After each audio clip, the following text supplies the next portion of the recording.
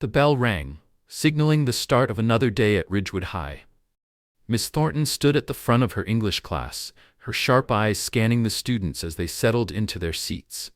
The air felt heavy, thick with an unspoken tension that always seemed to linger during her lessons.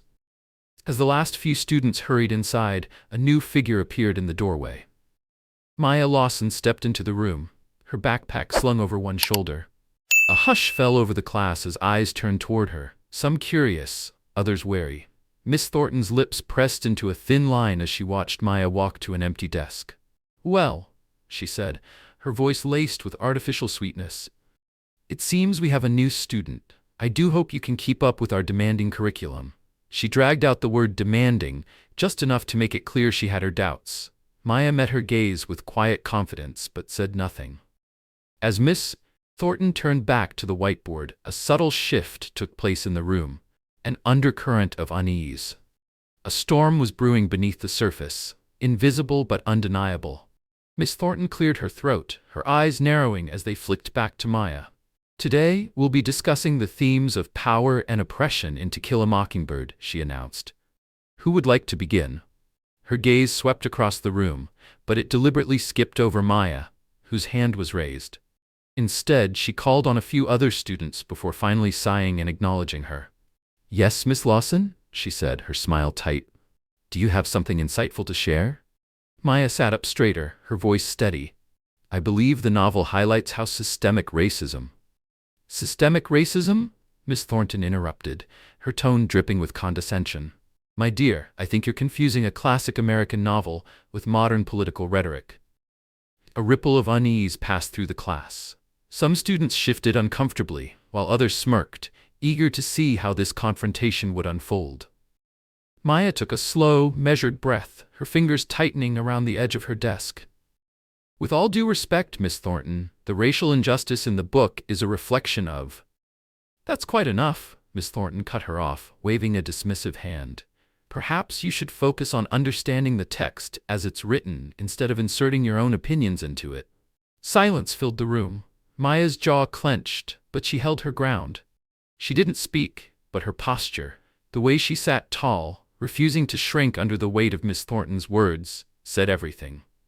Miss Thornton turned back to the whiteboard, her marker squeaking loudly as she scrawled across the surface. "Now," she said, "let's discuss the actual themes the author intended. Who can tell me about the symbolism of the mockingbird?" As the lesson continued, Miss Thornton pointedly ignored Maya's attempts to participate. Every time she raised her hand, the teacher's gaze slid past her as if she weren't even there. The message was clear. Maya's voice did not belong in this classroom. Other students began to take notice. Some exchanged nervous glances, uncomfortable with what was happening. Others, emboldened by the teacher's behavior, snickered or shot Maya mocking glances. Despite this, Maya refused to let it rattle her. She remained composed, her pen moving steadily across her notebook, recording every detail of the discussion. It was a quiet act of defiance, a refusal to be silenced. As the class neared its end, Miss Thornton clapped her hands together. "For our next assignment, we'll be working on group projects," she announced. "I'll be assigning the groups, to ensure no one feels out of place."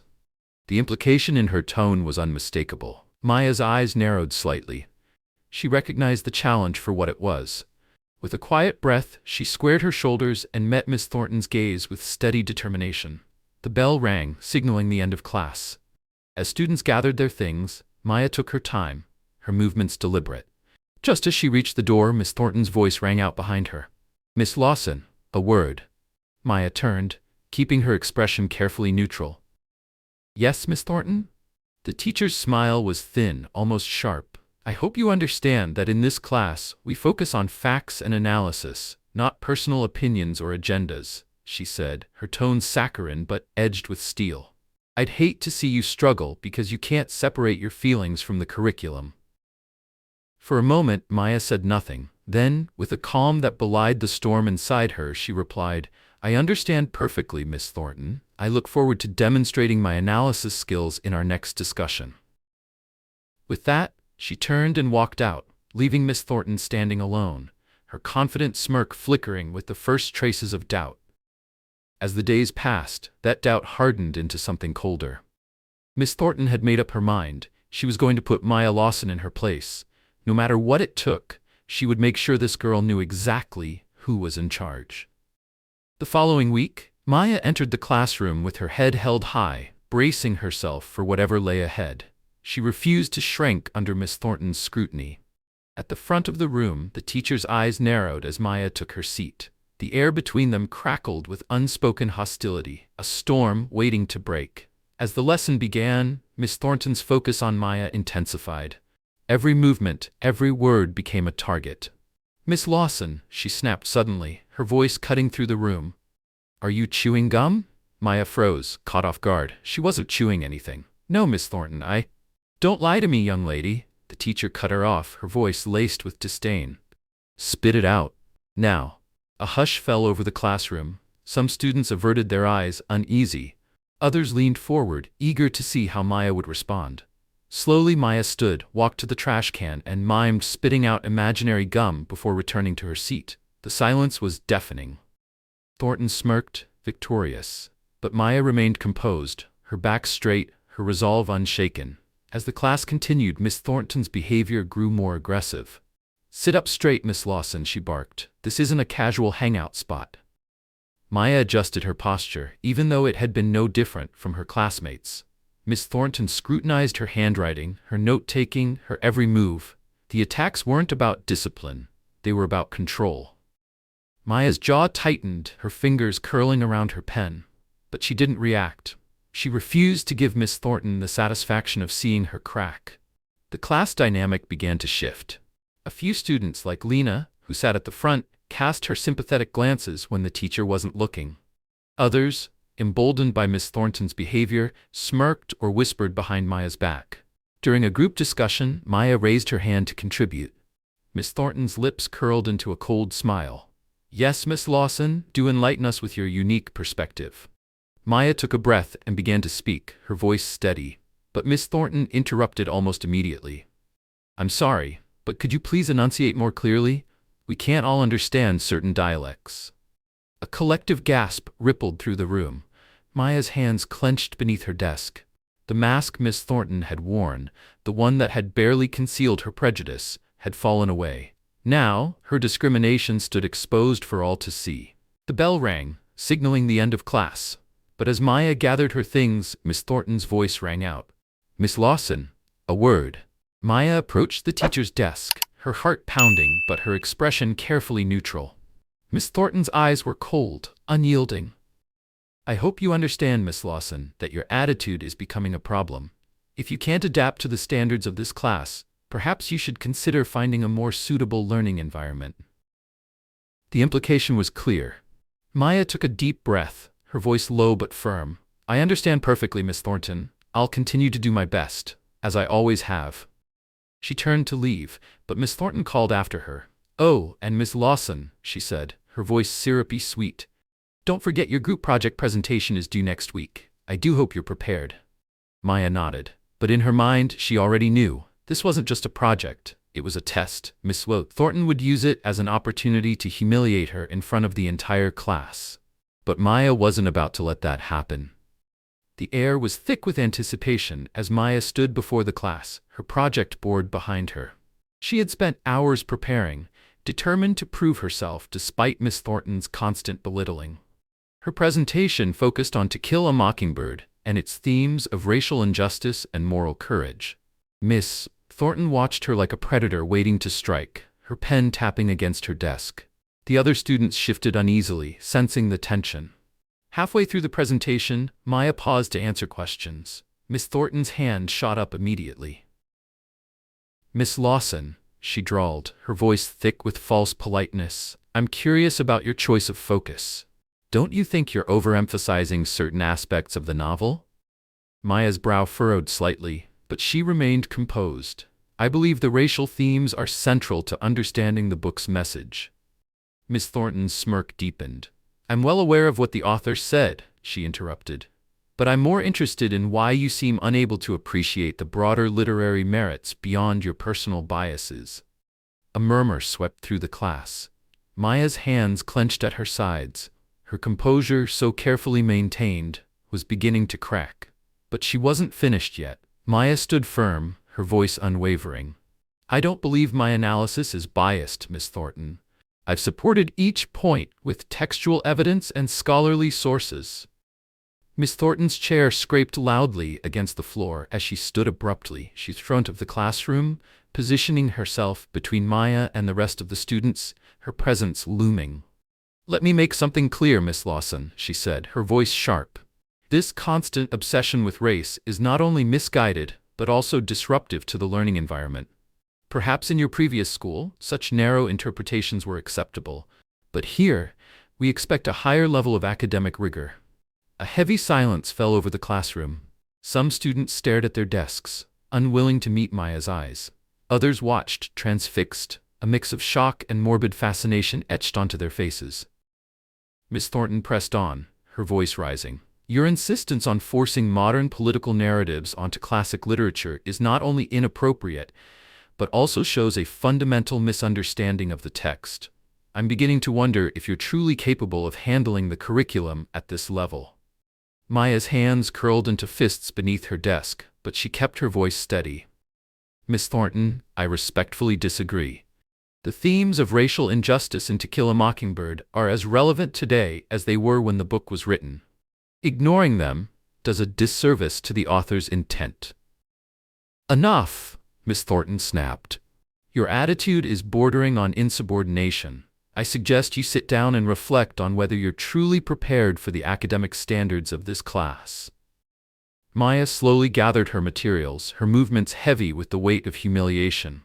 But before she could sit, a voice from the back of the room broke through the silence. But I thought Maya's presentation was really good, a hesitant voice said.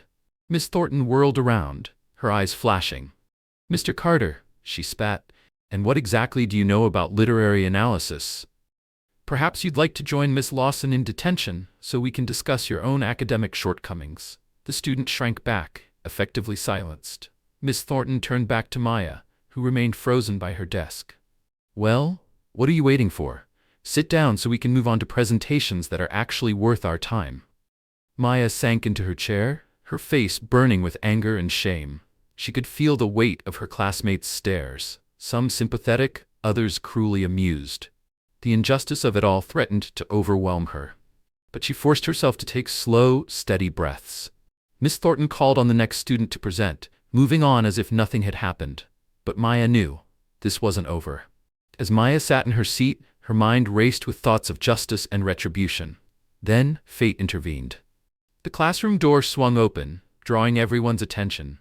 Miss Thornton looked up, a smug smile playing on her lips, assuming she was about to solidify her authority even further. Class, she announced, her voice dripping with false sweetness. I have an important announcement. Maya's stomach twisted. I've decided it's time for a parent-teacher conference regarding Miss Lawson's performance, Miss Thornton declared. Maya's heart pounded. A mix of dread and defiance coursed through her veins. She knew her father would stand up for her. But the thought of him confronting Miss Thornton filled her with anxiety. The other students exchanged glances, some worried, others curious about what would happen next. Miss Thornton, oblivious to the storm brewing just beyond her classroom walls, continued smugly. I've requested a meeting with Miss Lawson's parents after school today. I'm sure they'll be very interested to hear about her disruptive behavior and subpar academic performance. Her words barely had time to settle before a sound interrupted the moment. Footsteps, steady, purposeful, growing louder with each second. The entire class seemed to hold its breath. The footsteps stopped just outside the door. A brief pause, pregnant with anticipation. Then a firm knock shattered the silence. Miss Thornton's eyebrows furrowed, annoyance flickering across her face. Come in, she called out, irritation creeping into her voice. The door swung open. A tall, distinguished-looking man in a crisp suit stepped inside. His presence commanded attention. A ripple of recognition passed through the students. Maya's eyes widened in shock. A mix of surprise and relief flooded through her. She glanced at Miss Thornton, who was still blissfully unaware of the connection between the man standing before her and the student she had been tormenting. Because standing in the doorway was Daniel Lawson, the school principal, and Maya's father. Mr. Lawson's gaze swept the room, assessing the scene before him. His eyes lingered on Maya, a flicker of concern passing between them. Then he turned to Miss Thornton, his expression neutral, but his posture radiated authority. "Miss Thornton," he said, his voice calm but carrying an unmistakable edge, "I hope I'm not interrupting anything important." Miss Thornton straightened immediately, her demeanor shifting as she plastered on a professional smile. "Not at all, Mr. Lawson," she said smoothly. "We were just wrapping up a lesson on To Kill a Mockingbird." "Is that so?" he replied, his tone unreadable. Miss Thornton nodded eagerly, still clueless. "Yes, in fact, I was just discussing my concerns about Miss Lawson's academic performance. I felt it was necessary to schedule a parent-teacher conference." A slow nod from Mr. Lawson. "I see. And which student are we discussing?" Miss Thornton turned slightly, gesturing dismissively toward Maya. "Maya Lawson," she said, with absolute certainty. Then, with a smirk, she chuckled to herself. "Though I assume there's no relation to you, of course." Because to Miss Thornton, there was no way that this black girl could possibly be the daughter of Daniel Lawson, a man of mixed-race heritage, who, at first glance, didn't match her assumptions. The moment the words left her mouth, a shift occurred. A muscle twitched in Mr. Lawson's jaw. For the first time, Miss Thornton sensed something was wrong.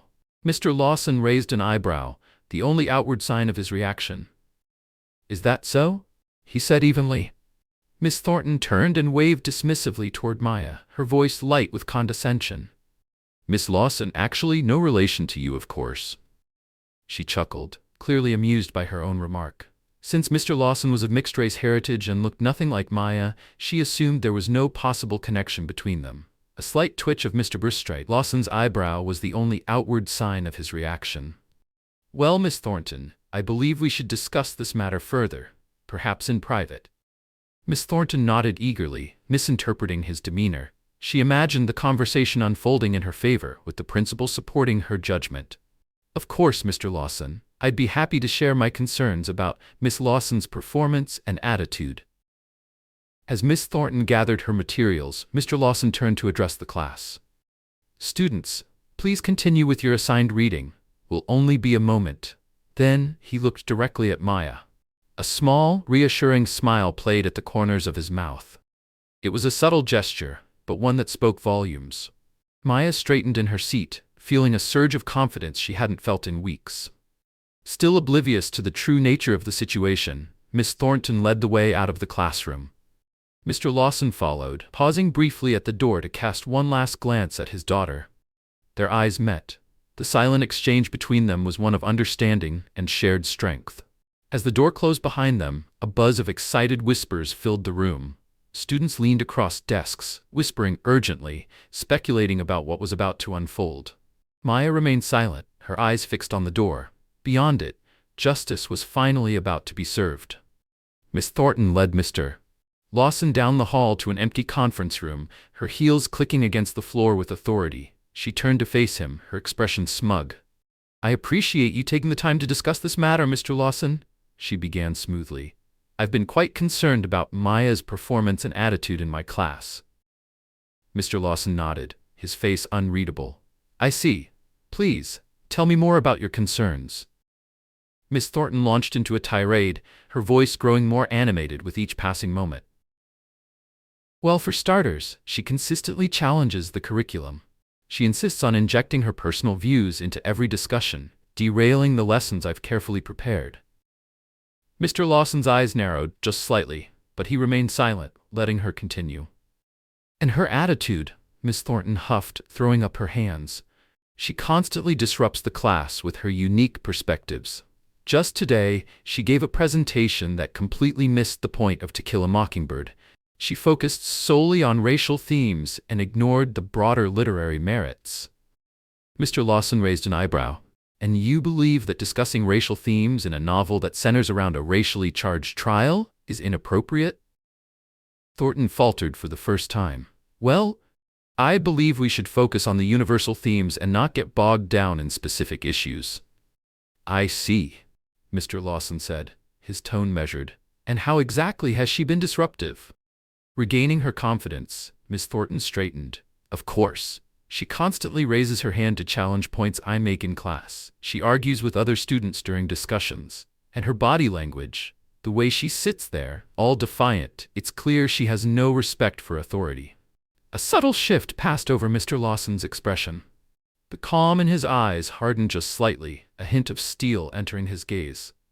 "Miss Thornton," he said carefully, "have you considered that what you perceive as defiance might actually be a student engaging in critical thinking?" Miss Thornton blinked, caught off guard. I suppose I hadn't thought of it that way. But Mr. Lawson, you have to understand, this girl is simply not a good fit for our school. Her previous education must have been lacking. Perhaps a different environment would be more suitable for her.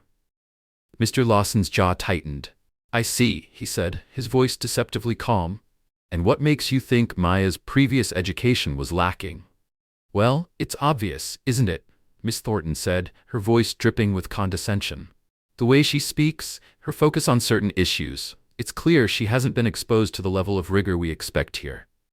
Mr. Lawson took a deep breath, his composed demeanor masking the storm brewing beneath the surface.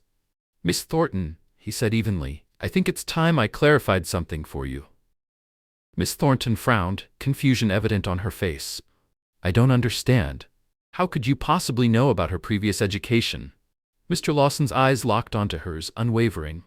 "I know," he said, his voice firm, "because Maya Lawson is my daughter." A staggering realization. The color drained from Miss Thornton's face. Her mouth opened and closed several times, but no sound came out.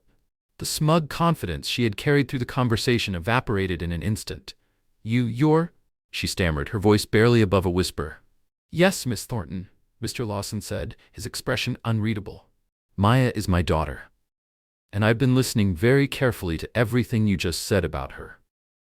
Miss Thornton stumbled back slightly, gripping the edge of the desk for support as the full weight of her actions came crashing down on her. "Mr. Lawson, I had no idea," she choked out. "Clearly," he replied, his tone carrying a weight that made her flinch. "But ignorance is no excuse for the behavior you've displayed today. Not only have you shown a clear bias against my daughter, but your comments suggest a pattern of discrimination that extends beyond a single student." Miss Thornton's mind raced, desperate for a way to salvage the situation. "Mr. Lawson, please, I can explain. I never meant to." Mr. Lawson held up a hand, silencing her. "I think you've explained quite enough," he said. "We'll be having a much longer discussion about this." He stepped toward the door. "For now, let's return to the classroom. I'd hate to keep the students waiting." Thornton numbly nodded, her earlier confidence utterly shattered. Just as she turned to leave, Mr. Lawson added one last statement, his voice deceptively calm. "Oh, and Miss Thornton," he said, "I'll be sitting in on your class for the remainder of the day. I'm very interested in observing your teaching methods firsthand." The shift in atmosphere was immediate. When Mr. Lawson stepped back into the classroom, followed closely by a visibly shaken Miss Thornton, the tension was so thick it was nearly suffocating. Students straightened in their seats, sensing the power shift in the room. Mr. Lawson walked to the front, his hands clasped behind his back, his gaze sweeping across the students. His voice, though calm, carried a quiet authority. "Class," he began, "I believe we need to have an important discussion about respect, diversity, and the true purpose of education." Miss Thornton stood rigidly by her desk, her confidence from earlier now completely drained. Her eyes flickered between Mr. Lawson and Kara, her mind still racing to process the revelation. Mr. Lawson continued, his gaze steady and unrelenting. "It has come to my attention that there have been concerning incidents in this classroom, incidents that go against everything our school stands for." A collective intake of breath rippled through the students. Some cast nervous glances at Kara, the pieces of the puzzle finally falling into place. Then, Mr. Lawson turned his full attention to Miss Thornton. "Miss Thornton," he said, his voice sharp as a blade, "would you care to explain to the class why you felt it necessary to undermine and belittle one of your students?" The teacher's mouth opened and closed, but no words came out. "Mr. Lawson, I never meant to." "Never meant to what, Miss Thornton?" Mr. Lawson's voice rose slightly, his carefully maintained composure beginning to crack. never meant to make assumptions about a student's background, never meant to dismiss valid interpretations of literature simply because they didn't align with your own narrow worldview? The student sat in stunned silence. The usually mild-mannered principal had transformed before their eyes, his words precise, cutting, and unapologetically honest. "Let me be crystal clear," Mr. Lawson continued, his gaze locked onto Miss Thornton. "Your behavior toward Kara, and I suspect toward other students, has not only been unprofessional, but it has been deeply harmful. You have created an environment where students feel unsafe expressing their thoughts and perspectives." Miss Thornton opened her mouth, her voice barely above a whisper. "Mr. Lawson, please, if I could just explain." "Explain what exactly?" Mr. Lawson cut her off, his patience clearly wearing thin. "Explain how you mocked Kara's analysis of To Kill a Mockingbird because it focused on racial themes? Explain how you ignored her every raised hand in class discussions?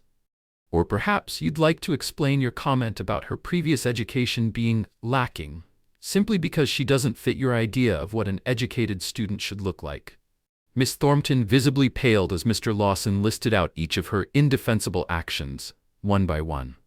She glanced around the room, searching for even a single student willing to defend her, but she found only silence. Some students stared down at their desks, unwilling to meet her eyes. Others gazed at Kara, their expressions filled with guilt and regret. Mr. Lawson turned back to address the class, his voice calmer now but still firm. "Students, I want you to understand something very important," he said. "Education is not about silencing voices or dismissing perspectives that challenge our own. It's about expanding our understanding, engaging in respectful dialogue, and learning from diverse experiences." He let the words sink in before continuing. "What you have witnessed in this classroom is not education." His voice hardened. "It is discrimination, plain and simple." A heavy silence settled over the room. "And it stops today." Some students shifted uncomfortably, while others nodded in quiet agreement. At her desk, Kara sat quietly, her eyes glistening with unshed tears, not of sadness, but of relief and vindication. For weeks she had endured this. For weeks she had been silenced, belittled, and humiliated. But now the truth had finally been spoken aloud. Mr. Lawson turned back to Miss Thornton, who seemed to shrink under his scrutiny. "Miss Thornton," he said, his voice quiet but firm, "your actions have demonstrated a clear pattern of discrimination, one that extends far beyond just one student. This behavior is unacceptable, and it will be addressed through the proper channels." Miss Thornton swallowed hard, her throat dry. "For now," Mr. Lawson continued, "I suggest you finish today's lesson. I will be here to observe." Miss Thornton barely managed a nod, her once commanding presence reduced to silence. And as Mr. Lawson took a seat at the back of the room, the weight of her own words and actions finally came crashing down upon her. This wasn't just about one student anymore. This was about accountability. And for the first time since she had started teaching, Miss Thornton realized she wasn't the one in control anymore.